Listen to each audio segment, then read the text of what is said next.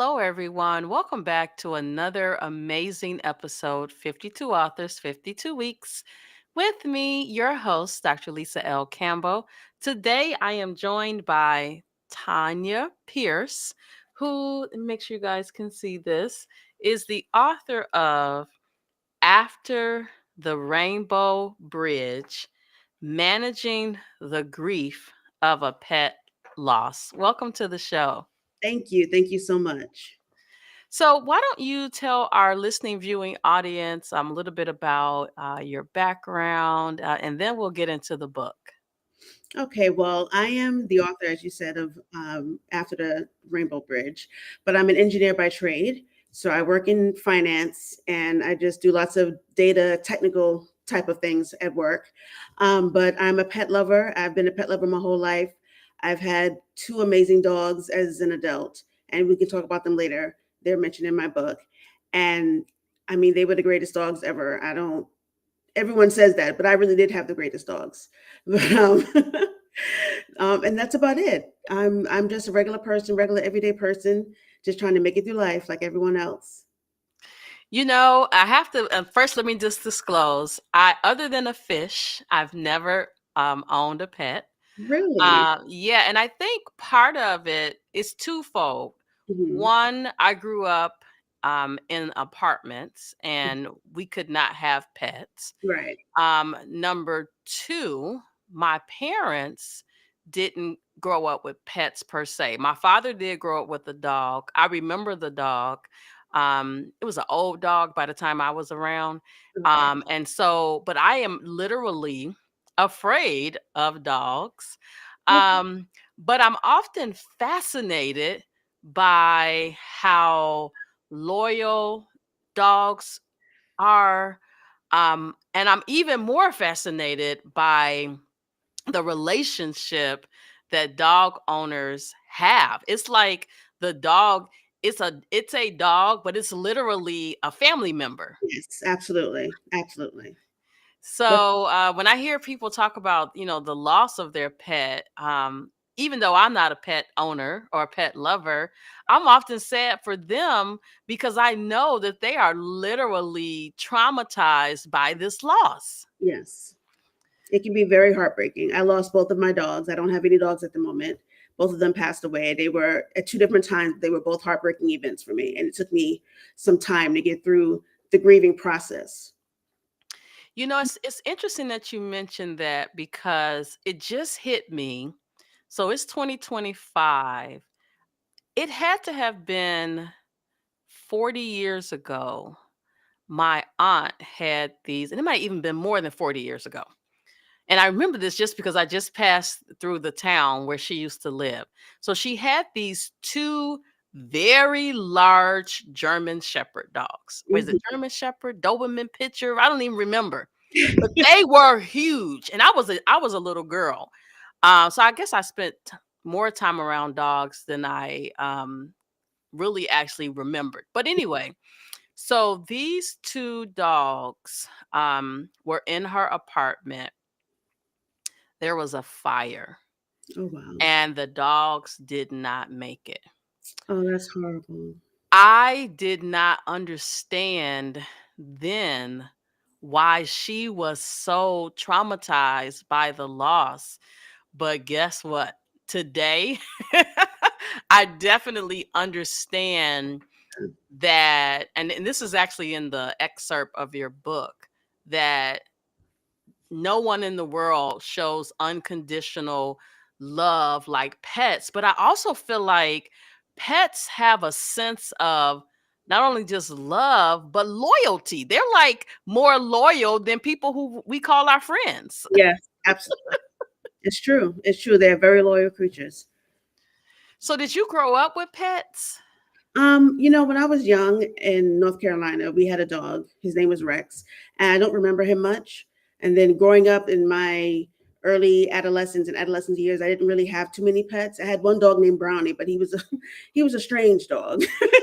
I'll just say that. Oh my goodness. Yeah, I didn't Brownie? Brownie because he was brown. I wasn't very creative with the name. But as I became an adult, I started to love pets more. And then I just, like I said, I got my two dogs, and they were my world. They were my world. Wow. So the reason why I questioned the name Brownie is I'm pretty sure, and now I'm going to have to call my aunt when I get off with you, but they had a dog at my grandparents' house when I was younger. I'm pretty sure that dog was named Brownie. And I wasn't afraid of that dog because, like I said, the dog was old. And Mm, so it wasn't really moving around too much. So I didn't feel fearful of the dog. But I do remember. Wow. yeah. And my grandmother is from North Carolina. So now I'm like, is this the same Brownie from from back in the day? Went from North Carolina to Chicago? I'm gonna Mine have to find out. was New York at the time. Okay. So what made you write this book? Like I said, it took me a long time to get over the death of my dogs. And honestly, I don't think I'm fully over it yet. But just over the years, I realized that there are so many people hurting because of the loss of their pets. I see it on social media all day long. People are crying out because their dog has died, their cat has died. And I wanted to do something to help them. I wanted to help people learn how to grieve properly and help them get through their grief so they can move on and continue to live their lives. Wow. And you know what's so interesting is that I've heard people say, oh my God, why are they acting like that? And then they insert that statement, it's It's just the dog. But I'm like, no, I literally, again, I am for the most part afraid of dogs, mhm. but I watch pet owners interact with their dogs. And I swear they're more loyal than the people who we call our friends. Yeah, yeah. They're con- So they are everything. Yeah. so I like how in the book you talk about the stages of grief. And Mhm. so walk us through just a little bit. We don't want to tell the listening viewing audience everything that's in the book, but you chose to insert the stages of grief because the book is about, managing the loss of a pet. But talk to us about, and if you want to use your own experience, I always say we never know what's going to happen on 52 out this 52 weeks. Sometimes I've shed a tear, so I want to be sensitive to your emotions, but walk us through, and you talk about this on page 27, the stages of grief. Sure. So there are five stages of grief. There are denial, anger, bargaining, depression, and acceptance. And you go through all of them in any particular order. You can go through some steps multiple times. There's no plan as to how you actually get through these steps, but these are the five steps that people normally go through when they're grieving. So denial. At first, you're like, this can't possibly be happening. This isn't real. I don't believe this. Um, and then anger. You're angry about what happened. You might be angry with a higher power if you believe in one. So why did you let this happen? You know what I mean? And then you have bargaining. What can I do to make this not have happened? Is there something that I can do right now to turn back time so that I haven't lost my pet? That's the bargaining stage. And then you have depression, and we all know what depression is. We're sad, we don't want to eat, we can't sleep, we don't want to go out with our friends, we don't want to talk to anyone. Depression is probably the hardest stage or the one that we're most familiar with when you're thinking about grief. But then there's acceptance, and you get to the point where you get past all of the hurt and get past all of the emotions of it, and you're left with the happy memories, and you realize this did happen, and I'm going to be okay, and I can move forward. Wow. So even though your book was written regarding the loss of a pet and grief, Hmm. I really feel like the principles in the book can really apply beyond a pet because I'm starting to notice that many people don't allow themselves to go through those 5 stages, Hmm. and it can impact them for decades Yeah, just because they did not go through it. yeah. And I think we're all very familiar with the word depression. I Mhm. think a lot of time we don't realize that we're depressed because we're not in tune to Yeah. ourselves. But those other stages, I think, manifest in so many other ways. And oftentimes it manifests as anger towards someone else who didn't even deserve for us to lash out at them. Right. You're right. You're absolutely right. That anger can be directed towards anyone, unfortunately. And there are some people who catch strays, as they say, angry.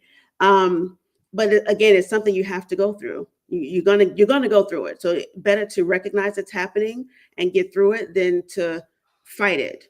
You know what I mean? Just let it happen. Let it happen naturally. Wow. And so, something that I was just thinking about, my husband and I, a few months ago, went through the process of doing our end of life paperwork. Okay. So, and I think that some people think it's morbid to think about and plan for death, Hmm. but the reality is going to happen, not just if, but it will happen. We just don't know when. And I think that there are so many psychological effects that we don't even realize are happening, that it really, I think, kind of holds us hostage. Yeah. Yeah. When you're thinking about the plans that you're making, you and your husband made, it can seem morbid to people, but like you said, it's something that has to happen. Better to know exactly how things are going to work, who's going to do what, how people are going to be taken care of. And it works the same way with pets. People involve their pets in their end of life planning because they want their pet taken care of. And I think that's a sign of love, a sign of affection for that pet. It's giving back to them what that pet has given to the person. I love that. What the pet has given to the person. I Yeah. have a friend who, very powerful woman. And in fact, she was the first guest ever Wow. on 52 Authors, 52 Weeks. And her book is Speak Up, I Can't Hear You, the voice of a woman. But she lost her daughter. Mm. She also lost one of her dogs. And I'm so grateful that I allowed myself to really um, learn more about loss and grieving so that I didn't come off insensitive towards her and allow her um, to grieve in both situations. And it's I think it's a ongoing journey for her. Mhm. But I know that her dog that's still here, and I'm not afraid of that dog actually. And I think because the dog again is older, so I'm not as afraid. Yeah. Because I've stayed at her house, and so we didn't have any problems. After I let the dog sniff me, because I know dogs want to sniff you Yeah. out. Hey, but you know what? I think we don't sniff humans out enough to realize that they're not right. But I think there are so many psychological effects that we don't really consider or understand that Mhm. also keeps us in kind of a holding pattern. Yes. And so in the book, you actually talk about the psychological effects of pet loss. So just tell us a little bit about that. Well, I think the biggest effect is the depression, and that can span years even for some people. For me, it was a very long time. I was depressed for quite some time when I lost my dogs. I went to counseling, saw a psychologist to talk through the feelings that I was dealing with. I relied on friends and family to help support me, and I think it's great that you supported your friend through the loss of her daughter and her dog. The support that you get from family and friends can be vital to helping you get through this type of crisis and psychological effects of it. I think there are so many things that we go through in life that have psychological effects that Mhm. we don't talk about. So, by the time this episode airs, we'll be into November. And so, by the time this episode airs, I will have seen, I've seen a therapist before, Mhm. But this time I am going to see the therapist for menopause because menopause has an impact on you. And Yes. I don't think there is enough education about it. Like, you've heard on Oprah, Holly Berry came out and talked about it, but us everyday folks down here, Yeah, who are living paycheck to paycheck, we don't have the conversation, right? We talk about, oh, get your breast exam, get your mammogram, but we need to talk about all things menopause because it does send you through several stages of yeah, grief. yeah. Wow, wow.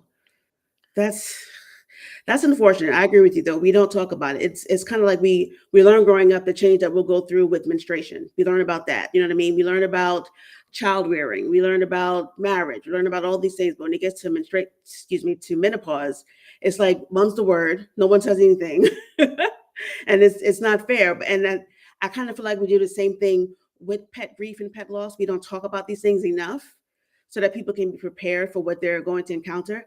Pets have very short lifespans. So once you get a pet, you are chances are you're going to lose that pet. That pet is going to go before you Mhm. do. And we don't talk about this. We don't talk about the kind of grief that you're going to go through when that pet dies.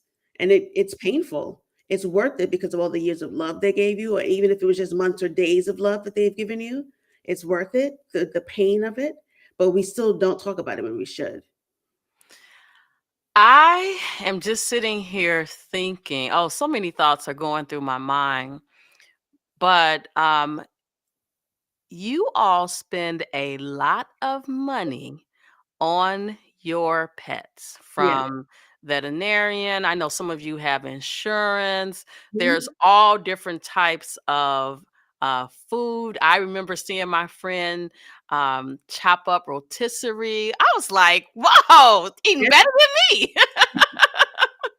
So there's truly, truly a connection. And I have to be honest. As an African American woman, I feel like other races are uber in tune to their pets. Mhm. Um, but I no matter the race, I really feel like you definitely need to be on a mission to help others understand that your pet is truly a part of your family.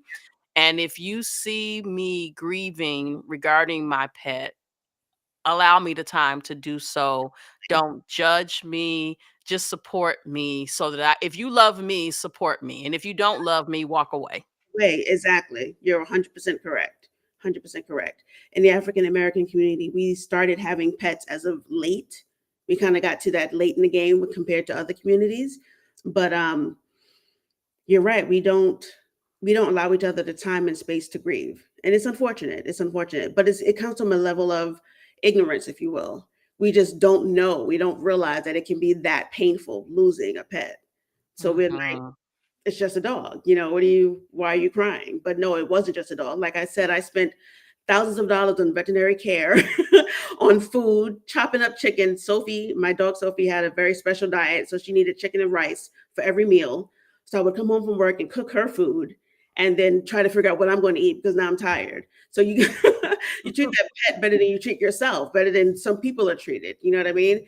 So when that pet goes, it's like a hole that's just there, and you're trying to fill it, and you don't know how. Wow. And so now I'm thinking our youngest daughter, she has a cat. Okay. And she's had this cat for like, I want to say 5 years now. Mhm. And oh my gosh, she doesn't have any children yet. She loves this cat. Ari is her name. Woo. She loves little Ari. And now I'm just, because nobody lives forever, I'm Mhm. really thinking about what we will be able to do to support her. Mhm. Um, because I don't know how she would take it because she's such an emotional girl. Right. So you've given me some thoughts. Because we've been talking to her about our end of life plans, and Mhm. she is not ready to listen. Oh, wow. She's like, "Why are we having this conversation?" So I really need to spend some time thinking about it. In the book, you talk about grief complications and some interventions. Talk to us a little bit about that. Right. So grief complications, that can be anything from not eating, you know what I mean, to not interacting with your friends.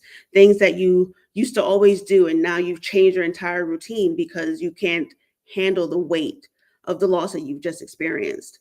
Things that you can do. I support relying on family and friends. And it's great that you're thinking about your daughter and how you can help her at that time when it comes. But to me, that's the biggest thing that can help you. Good friends and good family who will allow you to grieve, but also give you a shoulder to cry on when you are grieving. Wow, wow, wow, wow. So I want to, I know that you are still grieving, Mhm. but overall, how has the book helped you? Writing the book has helped me immensely. I had to learn about a lot of things to write this book. So I did lots of research. And I'm at the point now, I'm in acceptance mode when it comes to Sophie and Simon, my other dog. I'm in acceptance mode.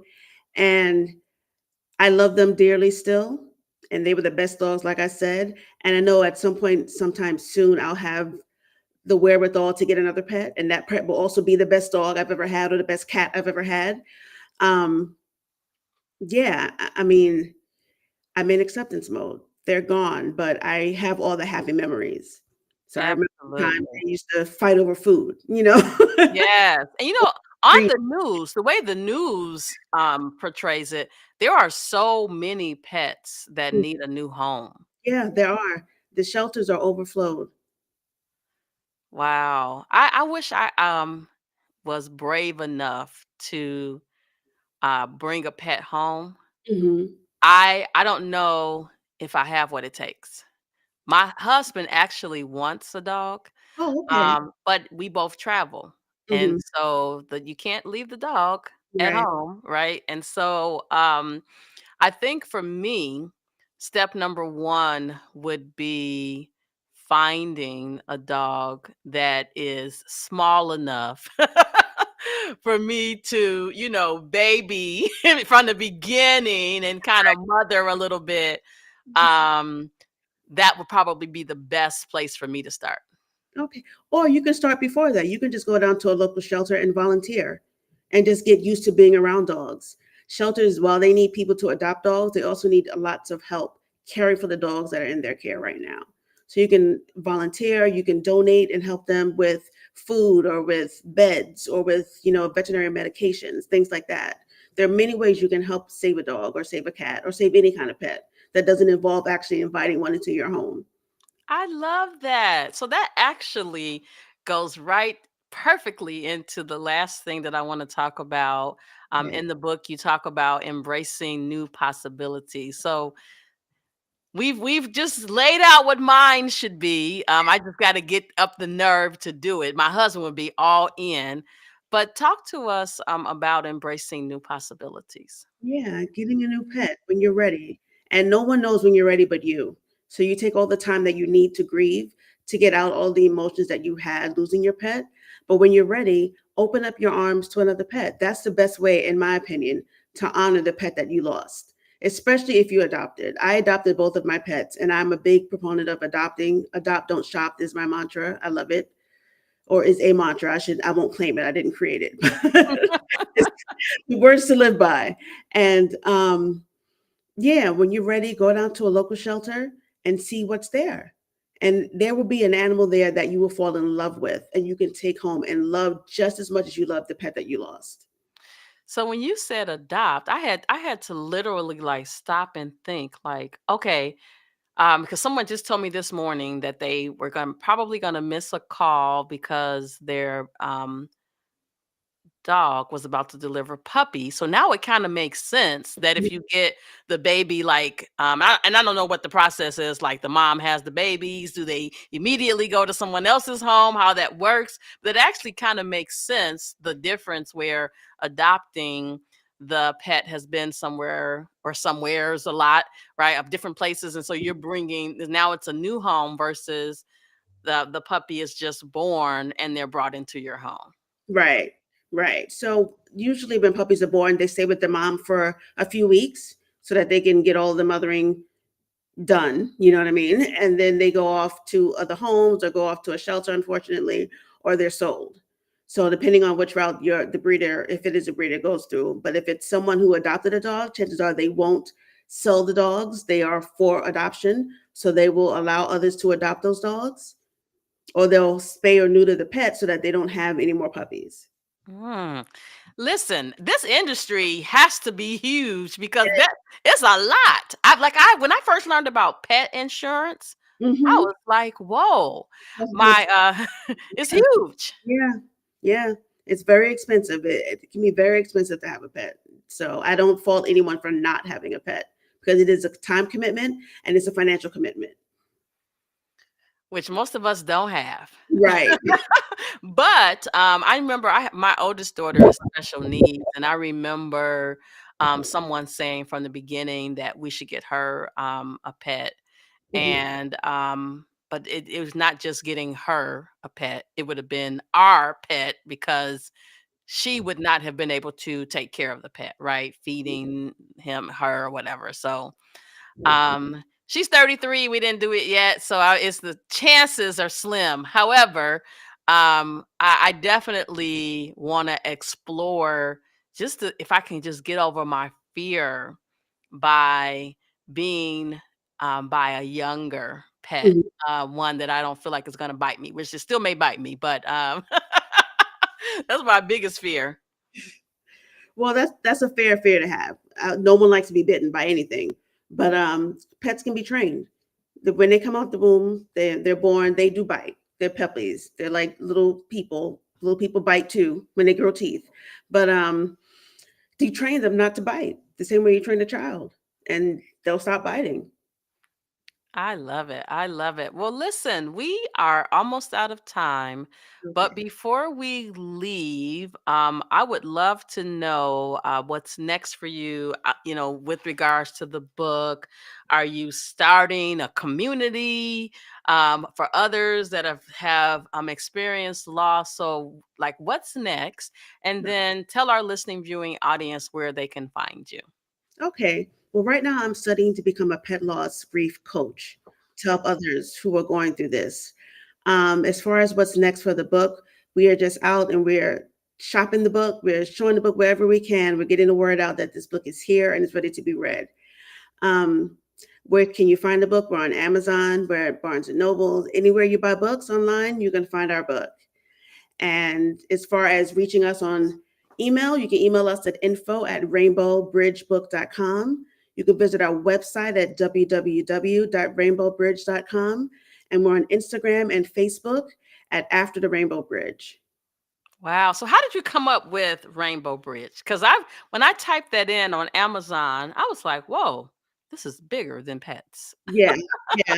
So the Rainbow Bridge is a place where pets go when they die. It's a metaphorical Mm. place. So it's more to comfort the pet owner. You know what I mean? It's not a real place, but it's a place where they go where they die after they die, and they're healthy, they're happy, they're running, they're playing with other pets. It's like heaven, but for animals. And the idea is that at some point when the owner passes away, the owner will then go and meet that dog at the Rainbow Bridge, or that cat or that snake or whatever it is, that fish at the Rainbow Bridge, and then they'll go into heaven together. Oh my gosh, I love it. One of the things I love about 52 Authors, 52 Weeks is that I feel like I've grown as a person by having the opportunity to read your books and learn more about you, that it just really is expanding my knowledge, it's expanding my level of empathy, and really just making me more of a well-rounded person. Great. That's great. I'm happy to hear that. That's the goal, right? Absolutely. Absolutely. Well, I want to thank you so much for being a part of 52 Authors, 52 Weeks. Everyone, I just finished chatting with Tonya M. Pierce, author of After the Rainbow, Managing the Grief of Pet Loss. Until next time, thank you for watching. Please ensure to like, share, and subscribe.